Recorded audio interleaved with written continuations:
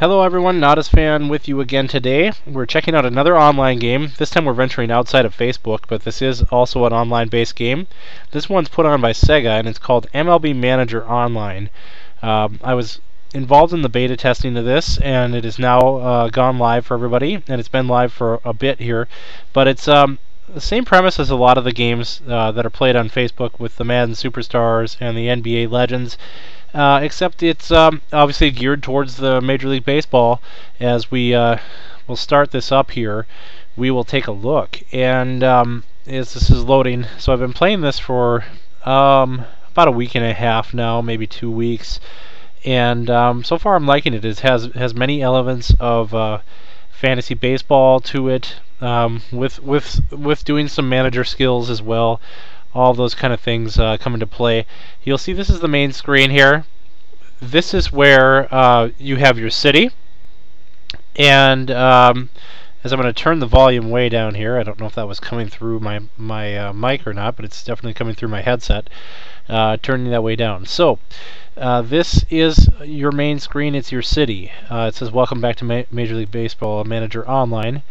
In the first regular season of the second cycle, excuse me, Nadasfan, I'm in the A class. That's what you start off in a very first off, you start off in a very rookie thing. You end up in this A class. These are my points I've accumulated to this point. You'll spend them on various things, as you'll see here. So we'll come on in here. It plays a game on the hour, every hour, from the hours of like 8 until 8. It doesn't play overnight, but you get put into a pool of basically a league of random players. You see I'm 4th in my league right now in the World US 101 second cycle.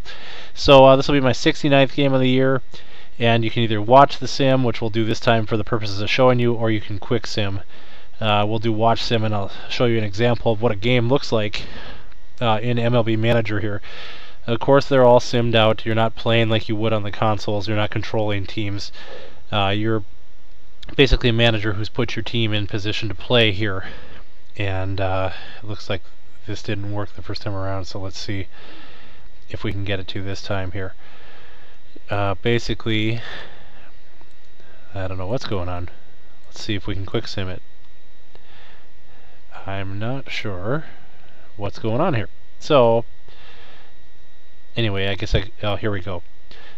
It was just loading a game. So, I usually quick sim my games, and that's what's the deal there. So here you see 69th game of the season. I'm 44 and 24 apparently, and there are the lineups. Now I will detail how you get your players in a little bit here, but as you see my lineup here, heavy on Twins. You put in your favorite team, and so of course I put in the Minnesota Twins. And got fairly heavily bombarded with Twins there in my roster. So you have to deal with a certain contract level. You can't just sign the best players in all the league and smash everyone. At least not in starting off in the small leagues. You have to deal with contract, and your contract level raises on a daily basis, from what I can figure. But to start with, if you're going to put a stud pitcher in, then you're not going to have much in your lineup, and vice versa. If you stack your lineup with power hitters, you're not going to have contract available for a lot of power pitchers. So, as you see Tommy come to the plate here and get a hit, this is how the game will sim itself out here. If you want to watch it play by play, this is how it works. So I'll let this go just a little bit farther before I quick sim this. As you see Kadire come up and ground out to first base. So that should be the end of the top of the first. So then it changes over, of course, and the next team gets their chance here. So I've got Anthony Swarzak pitching of the Twins. He's only rated like a 2 on his contract. He's in there because I've got too many other high-end guys that I have to make up for that. So you can take your low-end guys and give them training and hope to make them better, which is what I've done, because you have to work within the contract. So as this is going here, I think I will just actually end out and let this quick sim, and so that you can see the the result. But if you want to watch the whole game, you certainly can. As you see there, I win 13-3 on this game. So it'll give you your stats. It looks like Seth Smith hit a home run there for me, but 13-3. So I will get some points for that as you see my points go up. And there are no other games available to sim right now because they happen once an hour on the hour. So I'll close out and I'll show you a little more of what you can do here. There's the timer for the next game. What you want to do is grow your hometown, and it'll grow your attendance and your ballpark and all that as you go. As you see, my hometown is at 18.6% right now. And so plenty of room to grow still. So everything you do within the game will grow your city. Whether you're scouting players, whether you're assigning training to players, all of that counts and will slowly bump your hometown score up. So if I go into management here, and I'll just quickly, first I will go to my roster. So you're able to scout players to add to your roster at any time, provided that you have the points to do so. So here's my roster. Now here is the big catching point. My total cost, or my total contract cost, 75 of 75. I'm maxed out, of course. When I started, I think this was around 67. It's gone up about a point a day. So tomorrow when I log in, hopefully it'll be at 76. Just seems to be the way it goes. You gotta kind of earn it as you go. So what this means is that I can't put all 10 rated players in the game. Well, first of all, I don't have any 10 rated players yet. My highest are 8. But it means at this point that I've got a lot of players that I've scouted that I'd love to play in my lineup that cannot go in there because of contract right now. So Kadire with the 7, but I've got to balance that out with lower players to complement. So you see, I try to find a balance here in my lineup. The same thing goes for the pitchers. One of the things I did was I lit up on pitchers a little bit too heavily to start with, and as you can see, it's cost my middle relievers here points. I've got to go with a lot of guys that are 1s. A word of caution in your starting rotation: if you change somebody, like I did, out of your starting rotation, they cannot be changed around that specific player for 48 hours after that happens. So choose wisely on moving your starting rotation, guys. That doesn't happen in any other position, but it does in the starting pitchers. So even if you take them out to rearrange the order, they'll be left out of the starting rotation. You will not be able to do that for another 48 hours. So as you see, I'm trying to kind of balance, but definitely have some holes to fill when my total cost goes up. Now, I just received a manager yesterday. I had a generic manager. I was able to get Clint Hurdle yesterday, who's only a 2, but here you can see you can manage your managerial styles as well here. And then there's this team colors thing, which basically you earn as you have a different sets of players. You see AL aces here, which means I'm waiting for the pop-up to come up. I guess it won't tell me. Anyway, the all ALCD lineup, this is the one that's active. Basically, you want to activate a team color that'll be a bit of a boost for your team, and those all appear as you get different sets of players and different players who complement each other. So that is the roster, and you can make changes at any time by clicking on a player and changing and going through. Now here are all the players that I've scouted. If I rate them by cost, you'll see here that I have many players I'd like to work in here. Like I said, I don't have any 10s, I don't have any 9s, and my 8s are pitchers, or at least my 8 is a pitcher. But as you see, as far as fielders go, Kadire is my highest. Then I've got some guys here: Kubel, Gardner, Gutierrez. I would like to work all these guys in, but there's just no room for them under the current contract. So you got to play wisely. You've got to kind of balance out your roster for what you have to work with. So that is that. I've actually done all the training I can. I bought all the training cards in the card shop that I can buy today. So you'll see these say sold out, but you can buy training cards and you can work each one of those players up. Currently they have 3 training slots, so you pick one and they work like a scratch-off card, and they can apply randomly apply attributes boosts to your players. So you see I've bought all these packs out at the moment, but what I have not done is done any scouting today. So this is how you get new players on your team, is by scouting, and there is a trade feature. So Madden Superstars, if you're listening, trading is possible in these online games. Please look into it, because I would love to be able to trade with my friends here like I can in this game. So you see today there's a special on American League players. You can buy one for 1,500 points or a lot of 10 for 12,000. So I'm going to go ahead and buy the lot of 10 players here, scout the whole group. I'll say yes to that, and they'll come up one by one here as you'll see who I get. Cleet Thomas is rated a 3. As we go on, there'll be random players. You get Veritek, who's fortunately only down to it. He's down to a 2 now.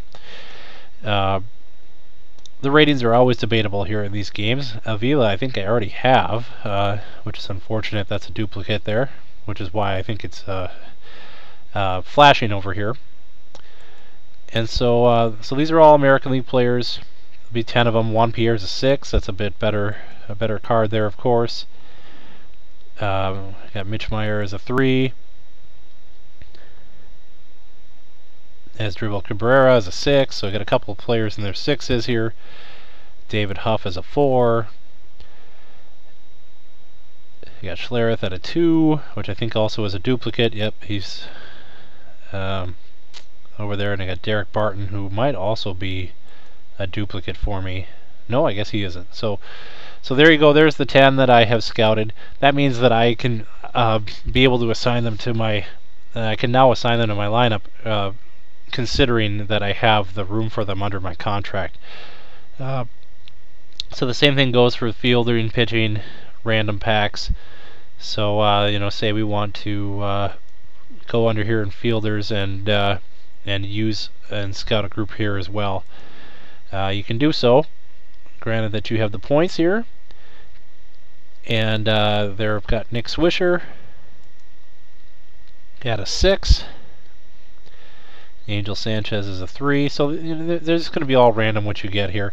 Soriano's only a 4. How about that? Next we have Grady Sizemore at a 5. So I got plenty of options as my cap grows for people I can work in here. Diaz is a 6. Aubrey Huff at a 7. There we go. Not too bad. Matt Joyce at a 3. Austin Jackson, who I believe I already have, at a 5. Reggie Willits is a 3. Danny Worth a 2. And so there is that pack.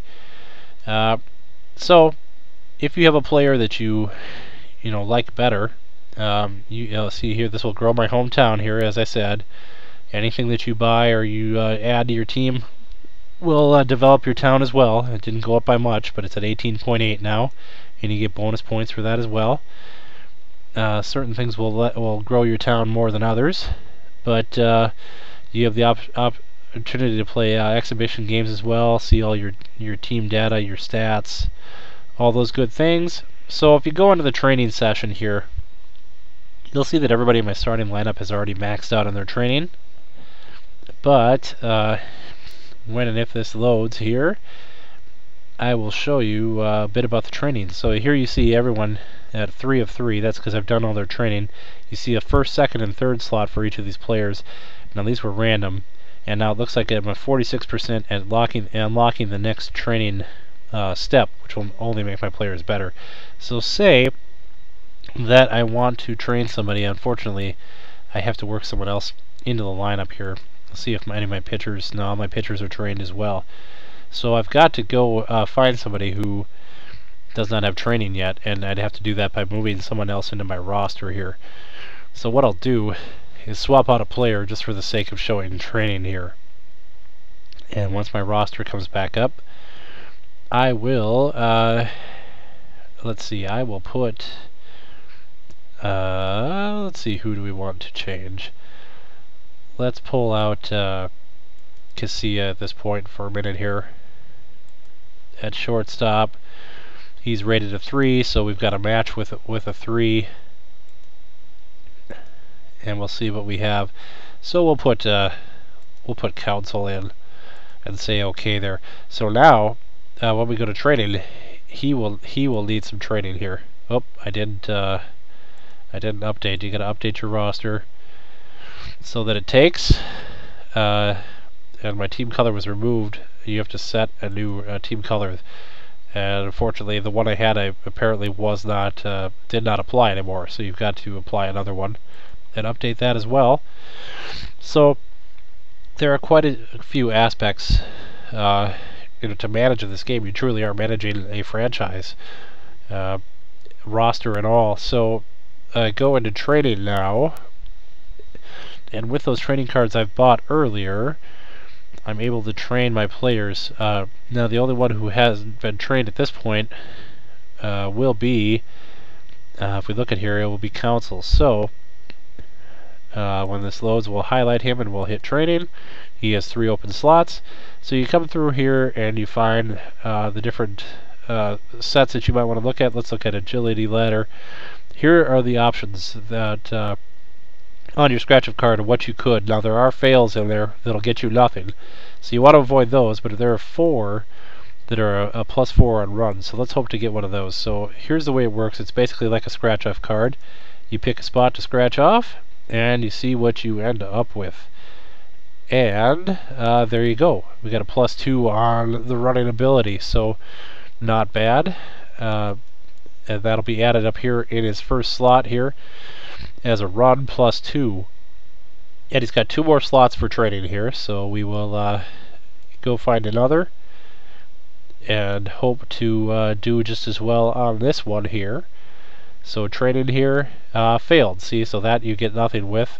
And see, the count goes down. I only have 6 of those cards instead of 7 now. So a fail really is nothing you can do about. You just don't you get anything for that. So we'll try yet another. They've got all these different categories. Whatever you want to work a player on, you can be strategic with. And I guess that didn't take there. I'll do that again. So the scratch off this time gets us clutch +3 rating. So how about that? That's definitely a good one to pull. As we've got one more slot here now, and we'll go back on over again when this loads here, and we'll find another section here to train them on. So it looks like we've got a lot of fielding here. Let's try a fielding card. Now there are 3 fails in this one, so we got to be careful, but it's all random, so we'll see what we pull here. And it's another fail. So go back in and do yet another here.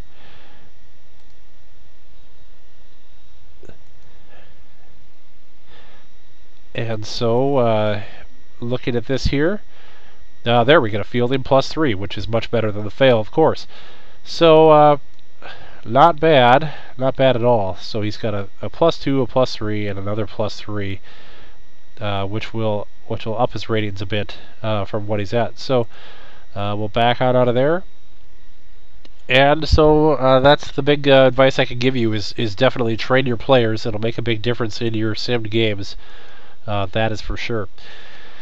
So I'm sure there are things that I have not covered in this episode, but I don't want this to go on for an hour, so I'm going to cut this one short here, and you can expect a series on this game as well. So that's the basics of MLB Manager Online. Please leave your questions in the comments, and we'll go from there, and you can expect another episode soon. Again, this has been Nadasfan. I will talk to you soon. Alright, bye.